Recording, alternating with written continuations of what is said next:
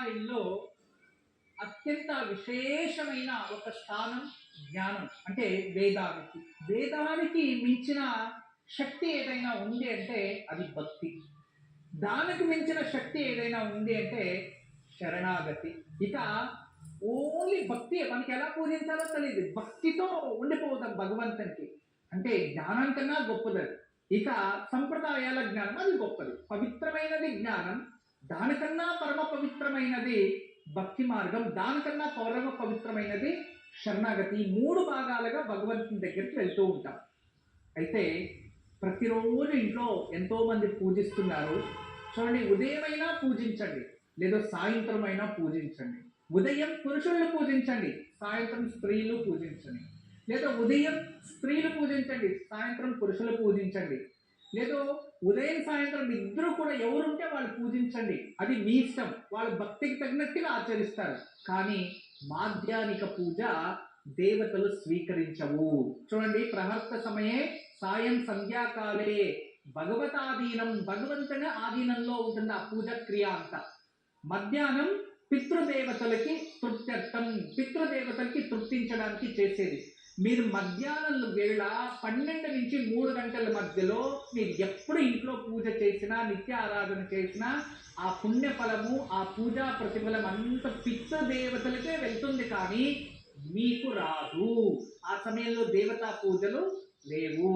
అందుకే ఉదయాన్నే పూజని చెయ్యండి, లేదా సాయంత్రం పూజని ఆచరించండి, మధ్యాహ్నం వద్దు.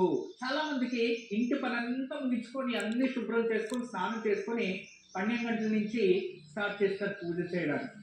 దయచేసి అర్థం చేసుకోండి, అటువంటి ఇళ్లలో దారిద్రం అనేది ఆకర్షిస్తూ ఉంటుంది. రెండోది, అటువంటి ఇళ్లలో కుటుంబ సఖ్యత అనేది ఉండదు, ఎప్పుడు మనసు ప్రశాంతత లేకుండానే ఉంటారు.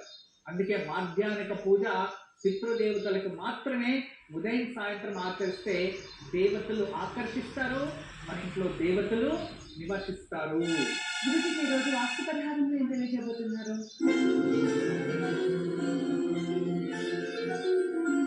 వాస్తులో వర్ణన అనేది ఉంది, అది చతుర్వర్ణము అనేది చూపించండి. తర్వాత వాస్తుకి రంగులకి ఏదైనా సంబంధం ఉందా అని చాలా మంది అడుగుతూ ఉన్నారు. ఖచ్చితంగా కలరాలజీ వేరు.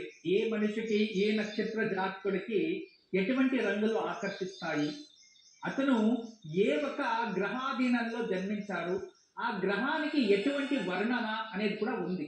మరియు అతను జన్మించిన నక్షత్రానుసారంగా ఎటువంటి ఆయము, ఆ ఆయానికి ఏ ఒక నక్షత్రము, దానికి నక్షత్రాధిపతి ఎవరు, అటువంటి వర్ణాలు ఇంటికి చాలా ఆకర్షణీయం, ఆ ఇంటి యజమానికి అదృష్టం. చూడండి, ఇంటి బయట మీరు ఏ రంగులైనా వేసుకోండి, కానీ ఇంటిలోపు ఎంత లైట్ కలర్స్ ఉంటే అంత పీస్ఫుల్గా ఉంటుంది. డార్క్ కలర్ ఏ కారణానికి కూడా ఇంట్లో ఎవ్వరూ వేసుకోకండి. డార్క్ కలర్స్ ఏ ఇంట్లో ఉంటాయో ఆ ఇంట్లో ఖచ్చితంగా పీస్ఫుల్ లైఫ్ అనేది ఉండదు. ఏ ఇంట్లో అయితే ఎక్కువగా కోపాలు ఉంటాయో ఆ ఇంట్లో పీస్ఫుల్గా లేదు అని ఎందుకు అనిపిస్తుంది అంటే, ఆ ఇంట్లో ఆగ్నేయంలో అధికమైన వాస్తు దోషం ఉన్నప్పుడు ఆ ఇంట్లో అందరిపైన ఒత్తిడి పెరిగి వాళ్ళల్లో వాళ్ళే గొడవలు పెట్టుకుంటూ ఉంటారు అని అర్థం. అటువంటిది ఉన్నప్పుడు దాన్ని వెంటనే మార్పిడి చేసుకోవడానికి ప్రయత్నించండి. ఆ మార్పిడి చేసుకోవడానికి కళ్ళు కనబడట్లేదు అన్నప్పుడు మీ ఇంట్లో ఖచ్చితంగా ఒక శ్రీవాస్తు యంత్రాన్ని అలంకరించండి. దాని ప్రభావం వల్ల మనలో మనకి మార్పు ఏర్పడుతుంది. గురుజీ, రేపటి పూజను ఆచరించాలి?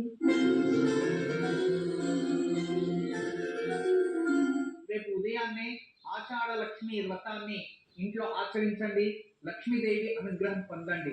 రేపు ఉదయాన్నే స్త్రీలు స్నానం చేసే నీళ్ళల్లో కాస్త పసుపు వేసి స్నానం చేసుకొని అమ్మవారు ముందు దీపం వెలిగించి లక్ష్మీ విగ్రహానికి గంధపు నీళ్లతో అభిషేకం చేసి అమ్మవారికి చందన కుంకుమంతో అలంకరించి అమ్మవారిని పూజించి కనకదార స్తోత్రం పారాయణం చేసుకోండి.